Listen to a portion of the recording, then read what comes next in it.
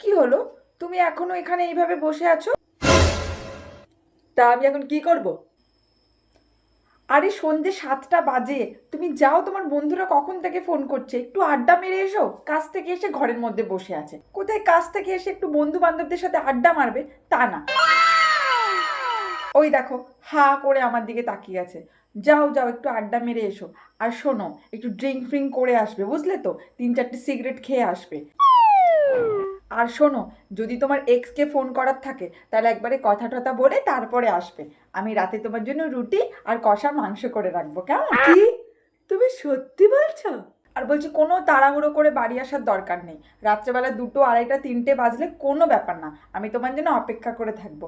আর তুমি যখন আসবে তখন আমি খাবার আবার গরম করে দেবো, ঠিক আছে?